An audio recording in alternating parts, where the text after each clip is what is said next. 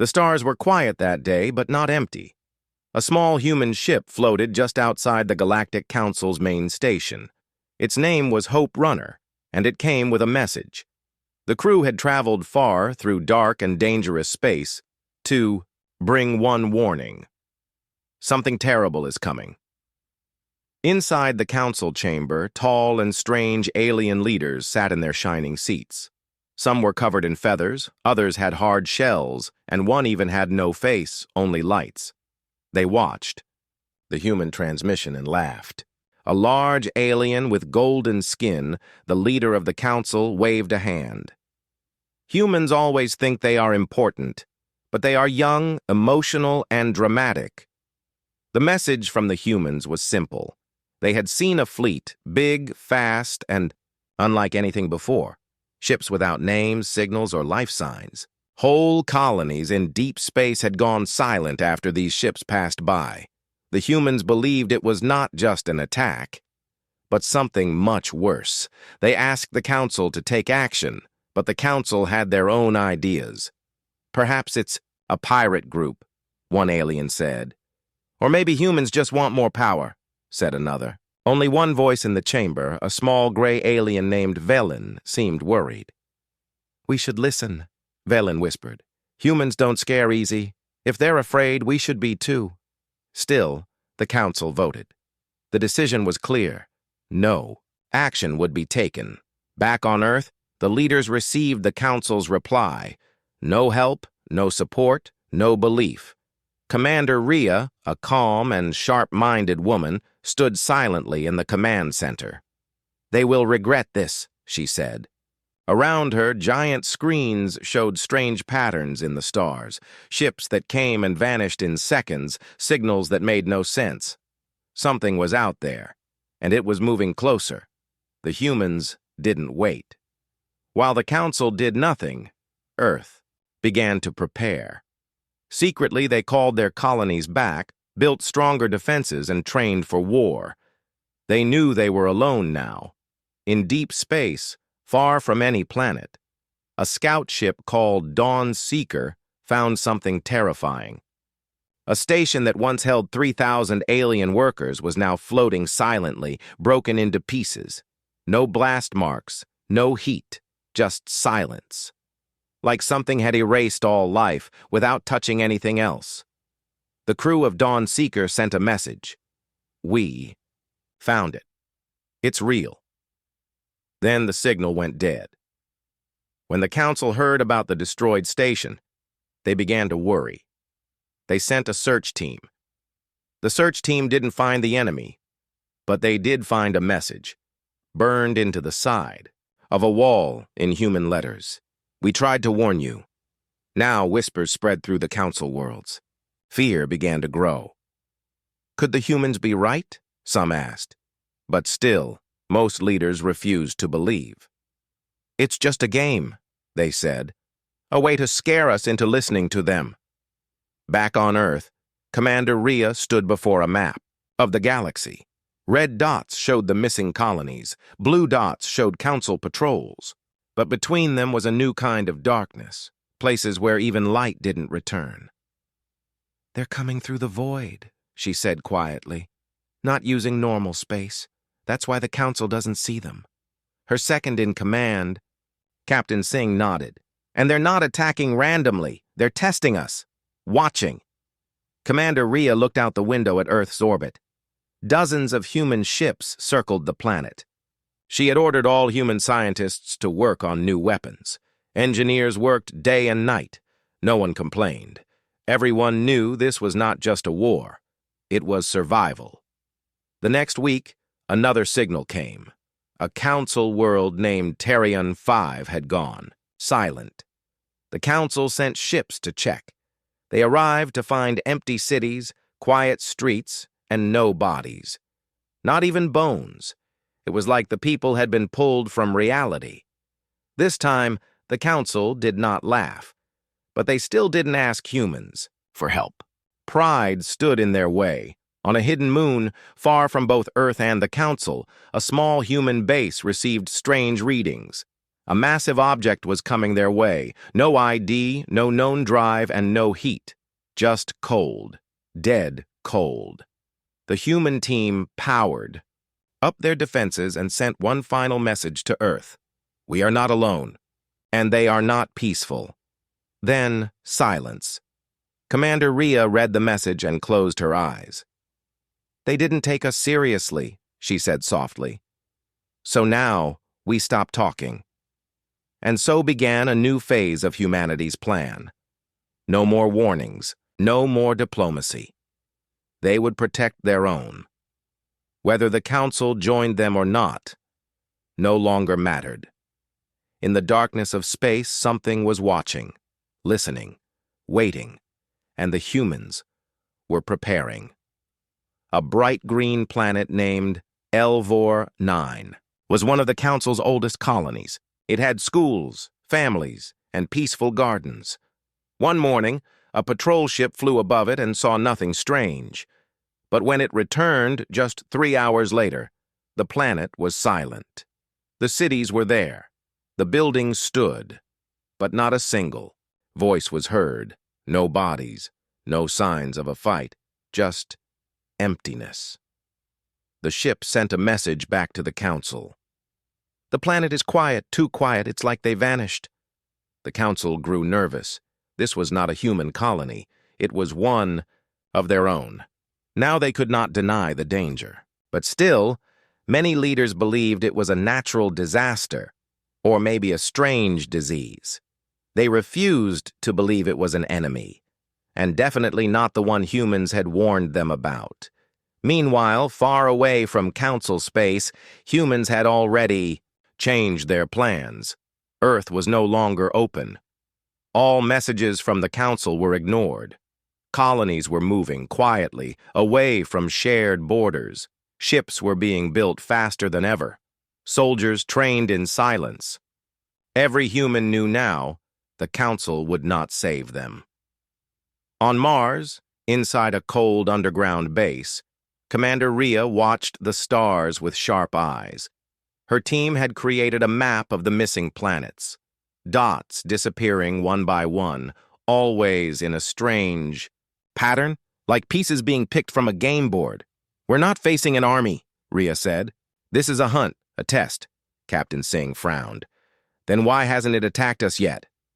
It's waiting, she answered, watching how we react and learning. Back in Council space, confusion and fear began to spread. Ships sent to investigate the quiet planets also stopped sending messages. Small fleets were destroyed, but no signs of battle were ever found.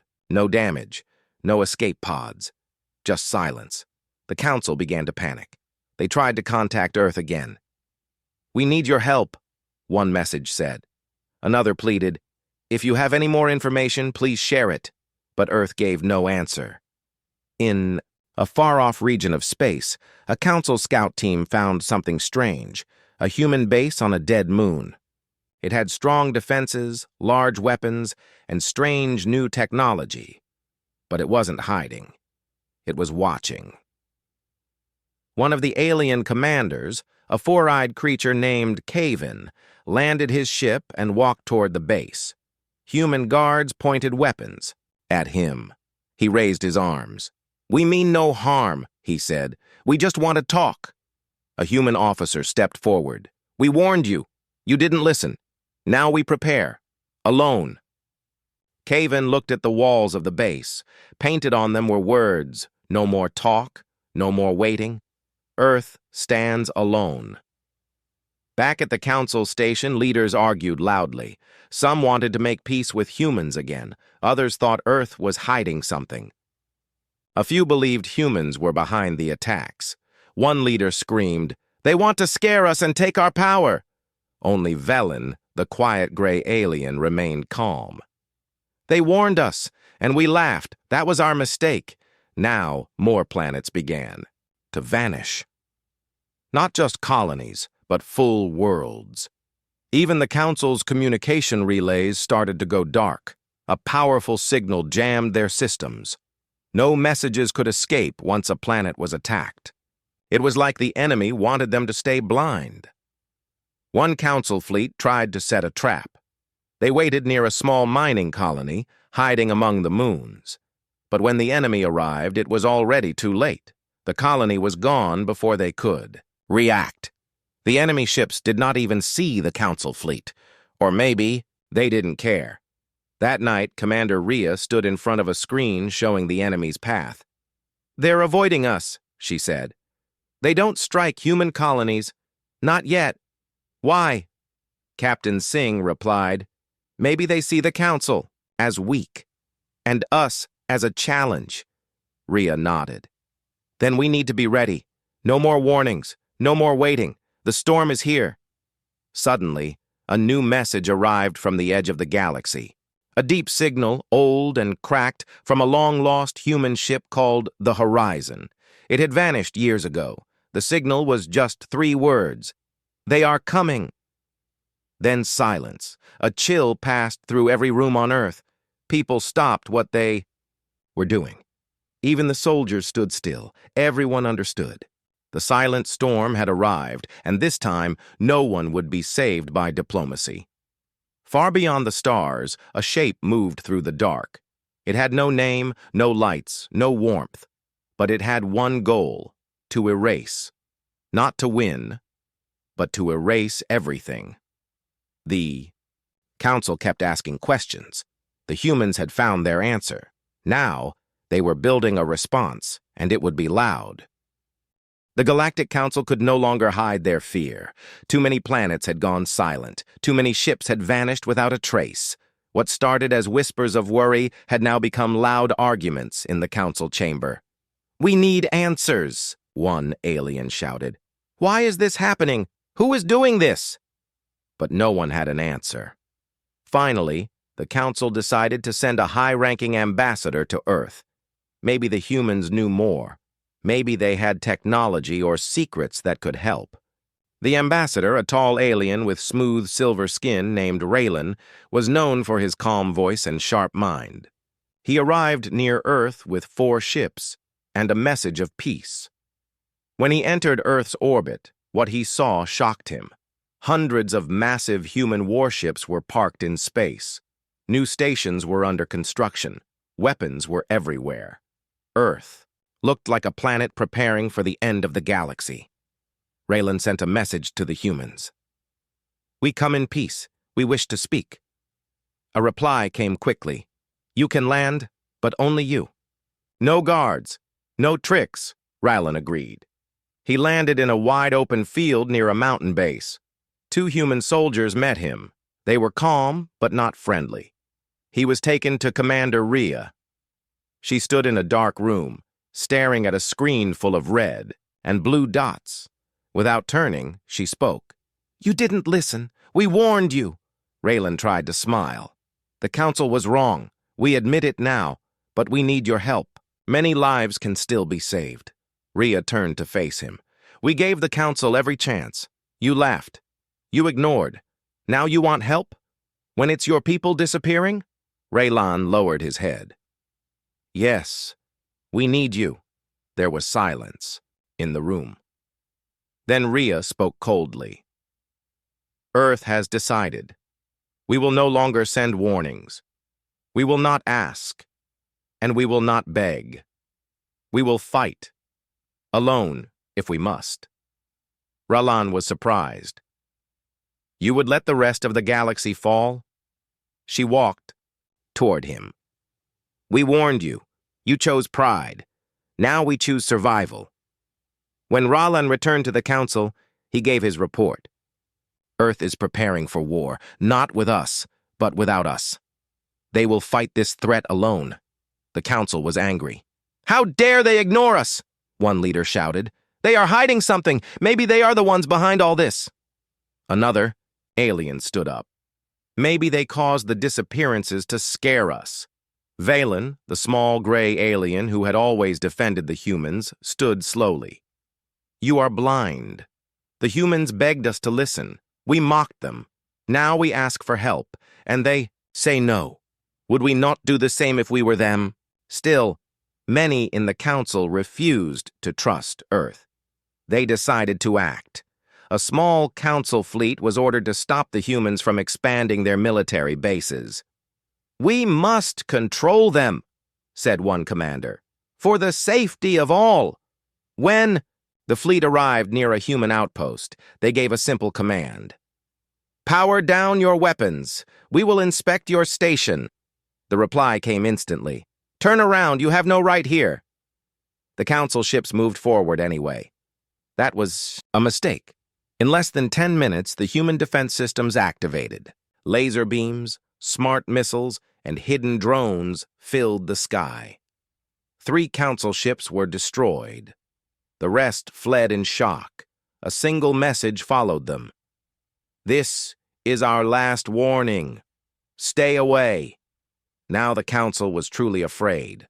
Not only was the enemy unknown and terrifying, but the humans had become stronger, colder, and more dangerous than ever before. They were no longer asking. They were giving orders. The council called for an emergency meeting. "We must make peace with Earth," Valen said. "We have no hope without them." But some still whispered lies. "Earth is the real threat," one said. "We must control them before it's too late." Back on Earth, Commander Rhea watched the council's messages pile up. Most were asking for talks. A few still made threats. She deleted them all. Captain Singh asked, "What if they attack again?" Rhea answered without emotion. "Then we defend. We will not kneel." Meanwhile, deep in space, a human scout ship picked up a strange signal. Not from the council, and not from any known source. It was old, broken, and full of static. But through the noise, one word kept repeating: harvest. The crew of the scout ship sent the signal to Earth, then turned to follow it. They vanished hours later. No wreckage was found. At the same time, one of the Council's central planets, home to billions, suddenly went dark. No warning, no lights, just silence. The Council cried out for help. Earth said nothing. Commander Rhea stood before her generals. "They didn't believe us. Now they beg. But the time for talk is over. We must act." And for the first time in history, humanity stopped talking. They started moving. The stars were not safe anymore. Every day, more systems vanished. Planets went quiet without fire or sound. The Council had stopped sending ships. They had stopped searching. Now they were just hiding. The enemy, whatever it was, had no name, no face, no message. It simply erased. But Earth did not hide. In deep space, near the dead zone where dozens of colonies had disappeared, a new kind of station floated, black as night, cold as steel, built by humans in complete silence. No light escaped it. No signals came from it. They called it Sentinel-1. Its job was simple: watch, record, and survive. Inside Sentinel-1, a team of only 10 people worked, in shifts. They barely spoke. Every sound was recorded. Every motion in space was logged. For 3 weeks, nothing happened. Then, on day 24th, something appeared. It wasn't a ship. It wasn't a comet. It was something else. A shape made of darkness, shifting like smoke in space. No engines, no heat, no light. But it moved. The station's AI locked onto it. The humans didn't panic. They just watched. One soldier whispered, "Is that it?" The creature, or object, didn't attack. It simply passed by. As it moved, the station's cameras glitched. Lights flickered. Systems went dark for 12 seconds. When power returned, one crew member was missing. No doors opened. No sounds were heard. He was just gone. The crew sent the message to Earth. Just 3 words. "It found us." And then they blew up the station themselves. Earth had ordered it. If Sentinel-1 was ever touched, it must not be captured. The crew knew the price. They accepted. And on Earth, Commander Rhea read the final report. Her face showed no fear, just cold focus. "Now we know," she said. "It's watching. Testing, picking us apart. Captain Singh stepped forward. What do we do? Rhea gave a single order. We hit back. For the first time, humans stopped waiting. They launched Operation Dark Lance, a secret plan to trap and study the enemy. 5 deep space mines were placed in known disappearance zones. Each one was filled with high-speed sensors, scanning tech, and hidden weapons. The traps were ready. The first mine went dark on day 3. When humans arrived to check, the mine was gone. But something was left behind. A signal. Not human. Not council. Just one word, repeated again and again in a low, mechanical voice. Harvest! The council begged for updates. They begged for information. Earth said nothing. Across human colonies, the mood had changed. People no longer looked to the stars with wonder. Now they looked with fire. Families trained with weapons. Children learned to fight. Factories built more ships than ever before. Earth's entire system had become one machine, with one purpose: survival through strength. In a secret base beneath the moon, human scientists worked day and night. They had taken pieces of broken enemy tech from the edge of destruction. Strange metals, alive yet dead. Circuits that bent light. Weapons that didn't fire bullets, but erased matter. They studied it, copied it, and made something new. Project Phantom was born. A ship like nothing before. Small, fast, invisible, built not to run, but to follow. The Phantom was sent into the dark, chasing the source of the harvest signal. Days passed, then weeks. Finally, it found something. A graveyard. Of stars, hundreds of ships floated there from different races. Some human, some council, some unknown. All dead. The Phantom's AI recorded everything, then sent the data back to Earth. In the middle of the graveyard was a giant structure, black, circular, spinning slowly. It looked like a machine, but it felt alive, like it was breathing space itself. The data was clear. This was the heart of the storm. Commander Rhea showed the recordings to her top officers. This is where it begins, she said. And maybe where it ends. Captain Singh stared at the black circle. What is it? Rhea's eyes were cold. A gate or a mouth. Back at the council, chaos grew. Entire sectors had stopped sending messages. Refugees flooded the remaining safe planets. Some council members blamed humans. Others begged Earth to lead. But Earth remained silent. Commander Rhea gave her final order to the human fleet. No, more warnings. No more waiting. Prepare to strike. And so, Earth did what no one expected.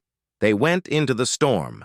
5 fleets, 200 ships strong, moved toward the dead zone. They knew the risk.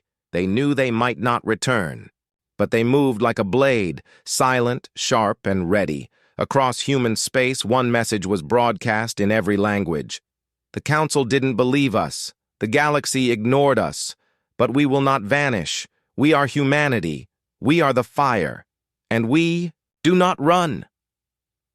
In the center of darkness, something stirred, and for the first time, it looked back. The human fleets entered the dead zone without lights, without signals, without fear. 5 fleets, 200 warships, no music, no speeches, just silence and preparation. Every pilot knew what they were doing. Every captain understood the cost. This wasn't a mission to return from. This was a line drawn in space. The enemy had taken enough. As they moved deeper, stars grew fewer. The darkness wasn't just black. It was alive. Sensors glitched. Lights dimmed. Still, the humans pressed forward. At the center of the dead zone, they saw it. The machine, a black spinning circle bigger than any moon, with sharp edges like broken glass. Around it floated thousands of crushed ships from all over the galaxy. Human ships, council ships, unknown ships, all twisted, hollow, lifeless. A silent graveyard. Captain Singh stood on the bridge of the HSS Vengeance, eyes locked on the target. "That's it," he said. "That's where it began, Commander." Ria's voice echoed across the fleet. "This is not a battle for planets. This is not about politics. This is for every life they erased. We fight for the living and the lost." Then the order came. Attack. The first wave of missiles launched. Smart rounds, silent, invisible, fast. They struck the machine's edge, sending out bursts of energy. No sound in space, but the shock waves were felt. Pieces broke off. Light cracked across its surface. Then, the machine responded, out of the black hole came shapes. Not ships, not creatures. Something in between. Long, sharp, flowing like metal snakes. They moved without engines, without signals, pure instinct and death. The battle began. Human ships fired from all sides. Turrets glowed red, drones swarmed, railguns thundered. The enemy was fast, but humans had learned. Every ship used the new tech they had stolen and copied. Shields bent, weapons adapted, AI fought AI. Still, the enemy was strong. One human ship was torn in half by a single touch. Another was swallowed by a living cloud of dark nanobots. Screams filled the comms for just seconds before silence returned. But humans didn't stop. They pushed forward, inch by inch, toward the machine. On Earth, the battle played live in war rooms. Families watched in silence. People lit candles. Some prayed. Others stood in streets, holding each other, waiting. Then something changed. A signal broke through. The machine spoke, not in words, but in raw thought. Every human heard it in their minds. "You are loud. You are dangerous. You must be erased." The voices made some scream. Others dropped to the floor, but the commanders held firm.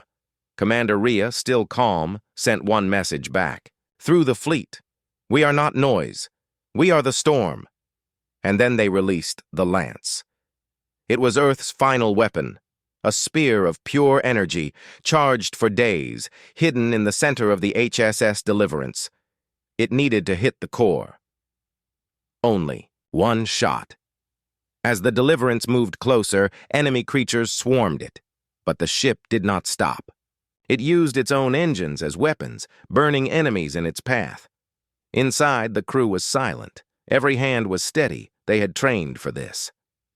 As they reached firing distance, the captain whispered, "For Earth." The lance fired. A beam of blue-white. Light cut through the black machine. Time seemed to stop. The stars dimmed. The machine cracked in two, and then it screamed. Not a sound, but a feeling. Pure rage, pure fear. The enemy ships paused. The living metal shapes shook. Some even fell apart. The humans didn't waste time. "All fleets," Ria ordered, "strike everything that moves." And so they did. Missiles, beams, drones, every weapon fired at once. The sky lit up. The machine broke apart, piece by piece, until only burning fragments remained. The enemy stopped. What was left drifted away, like smoke on water. The silence returned. The battle was over, but no one cheered. Not yet. They counted their dead. 43 ships gone, thousands lost. But they had stopped the machine. For now.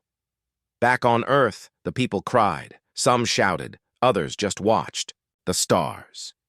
They knew the cost. They also knew this was not the end. In the council chambers, silence ruled. They had watched. They had waited. Now they had seen. One council member whispered, "They did it. The humans stopped it." Another replied, "We couldn't." They did. Valen, the quiet gray alien, stood up. "Maybe now we listen. Maybe now we follow." But it was too late for peace talks. Earth was already moving again. New ships were being built. Bigger, faster, stronger. Because humans knew something, the council didn't. The machine they destroyed was not the only one. It was just the scout. And now, the real threat would come. Weeks passed since the great battle in the dead zone. Earth had won. But no one smiled. The machine was gone. The enemy ships were destroyed. Yet something still felt wrong. The silence didn't feel like peace. It felt like a trap. Commander Rhea sat in the war room watching reports from across the galaxy. Human scouts were returning with strange news. Gravity shifts, dead planets, stars flickering for no reason. Entire moons had vanished, as if pulled out of space. Something was coming. Something big. On Mars, Project Skynet had picked up a new signal. Not like before. This one was deep, old. A repeating pattern coming from outside the edge of known space. The signal was strong, but not fast. Like a drumbeat getting louder. Boom! Boom! Boom! Earth's top scientists studied it. One AI said it wasn't a message. It was a footstep. The Council, after weeks of silence, finally reached out.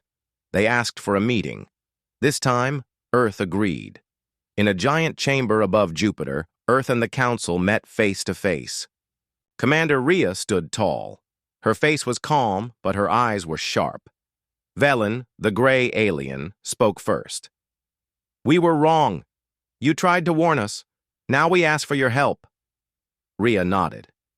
"Help will not be free. Humanity no longer fights for anyone who won't stand beside us." Another alien leader said, "Do you know what's coming?" Rhea replied, "We don't know what, but we know where." She pressed a button. A 3D image of a star system appeared. It showed a black sphere growing near its sun, swallowing light. "We call it the mouth," she said. "It eats stars." The room went silent. The Council had no answer, no plan, no weapons strong enough to fight something that could erase suns. But Earth had already started building. Deep in Saturn's orbit, humans were creating something massive, Project Titan, a new kind of ship. Part battleship, part factory, part carrier. It would carry the last hope of Earth. At the same time, Earth began training non-humans. The Council had no army, so humans began teaching them. Soldiers, engineers, pilots, aliens who once laughed. And humans now stood in lines, learning how to fire human rifles and fly human drones. Still, time was short. One human scout ship, HSS Phoenix, went on a deep mission beyond the dark edge. Its goal, find the source of the signal. It traveled for 10 days through silence. Then it found something, a structure the size of a gas giant, floating in the void. No windows, no light, just layers and layers of sharp metal turning slowly. The ship recorded the structure and turned. To leave. It never made it back. One message reached Earth before it vanished. The pilot's voice was calm, but cold. "We found the hive." Back at Earth, scientists reviewed the footage. They found shapes moving inside the metal layers. Thousands of them. Maybe millions. Rhea stared at the screen. "So many," she whispered. "Captain," Singh said, "that's not an army. That's a species." She looked at him. "No, that's a god." The enemy wasn't a race. It wasn't a group. It was a living machine civilization, old, vast, and hungry. It didn't want planets. It didn't want peace. It wanted silence. Total silence. A galaxy with no life, just cold metal and quiet. The Council begged Earth to lead. This time, Earth agreed. Across every system, human-built stations lit up. Signals were sent. Ships launched. Thousands of soldiers moved into position. Operation Final Dawn had begun. The plan was bold. Strike the enemy hive before it moved again. A full fleet, every race together. Earth would lead, but the whole galaxy would fight. For the first time, humans weren't alone. But something else happened. The enemy spoke. A signal broke into every channel. It wasn't words, it was images, visions. Every being saw the same thing.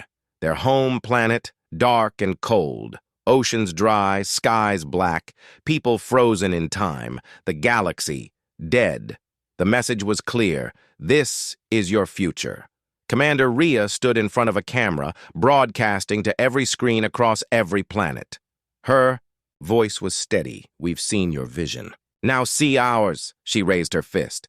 We are humanity. We were ignored. We were mocked. But we survived. We learned. We adapted. And now, she looked straight into the lens. Now we fight for everyone. The message ended. The galaxy held its breath. At the edge of space, the enemy hive began to move, and behind it, stars began to vanish. The galaxy was on fire. From one side of space to the other, stars blinked out like dying candles. The hive was moving, slow, massive, and unstoppable. It didn't send ships anymore. It sent waves.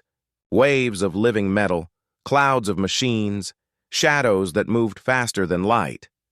Every planet it touched disappeared. But this time, it would not come quietly. Humanity stood at the front of the final battle. Behind them stood the Council, now, united under Earth's command. All races, all species, once proud, once separate, now followed the ones they once ignored. Humans.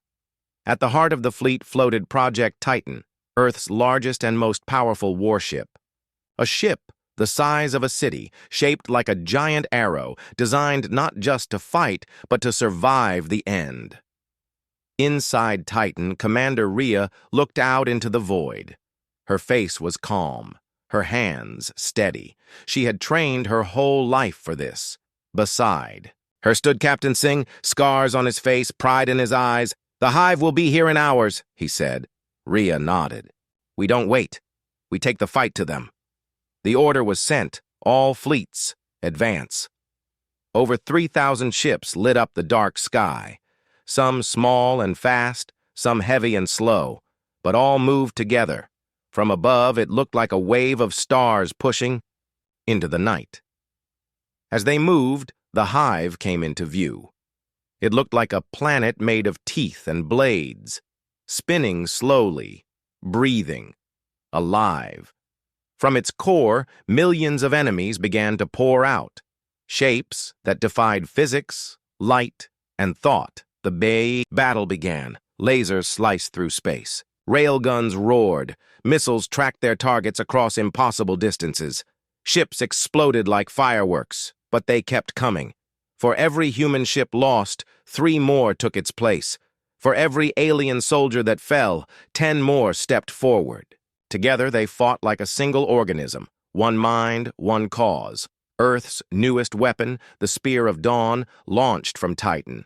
It was a beam so strong it tore holes in space. When it hit the hive, the metal screamed. But the hive didn't die. It adapted. Pieces of it broke off, forming new creatures. Smarter, faster, deadlier. One by one, the outer ships fell. Then the inner circle, Titan moved forward alone. "We're inside range," Singh shouted. Rhea turned to the crew. "Prepare the core." Titan's secret was not just weapons, it had a bomb inside. A singularity core. A controlled black hole. If triggered at the right moment, it could destroy the hive completely. The cost, Titan would be lost, along with everyone on it. Rhea didn't blink. "This is our stand," she said. Titan moved into the hive's center. Enemy machines slammed into its sides. Fires broke out. Alarms screamed. But the ship did not stop. In Titan's engine room, a young technician placed her hand on the core switch. She was only 19, a child of war. Her voice trembled, but her hand was steady. "For Earth," she whispered. "For all of us." She turned the switch. Titan began to collapse in on itself. The singularity activated. Light bent. Space cracked. Time twisted. The hive sensed it. It tried to flee, but it was too late. Titan exploded in a burst of blue-white fire. Not heat, not light. Gravity. A tear in reality. The hive screamed one last time, and then it was gone. All of it. The enemies, the core, the structure, the threat. Gone. Silence. Returned. Not the silence of fear, but peace. Across the galaxy, signals came back online. Suns shone brighter. Planets sent messages. Refugees cheered. Soldiers cried. The stars were safe again. But Titan was gone. Commander Rhea, Captain Singh, the crew, the heroes. They had given everything. Back on Earth, a statue was built. It showed a human holding a flag, standing in front of 1,000 stars. The base had just 4 words. They fought for all. The council held a meeting one last time. This time, Earth didn't ask to speak. They were given the seat at the center. Velen, the alien elder, stood before the crowd. We once thought humans were loud, aggressive, wild. But today, we call them our shield, our fire, our hope. Across the galaxy, the age of fear ended, and the age of human leadership began. But Earth never forgot. They built new ships, trained new fighters. Not for war, but for watching. Because deep in the quiet space between galaxies, something still moved. Not the hive. Something older. Something watching. And humanity, they would be ready. Because the Council didn't take them seriously until humanity abandoned diplomacy and saved the galaxy.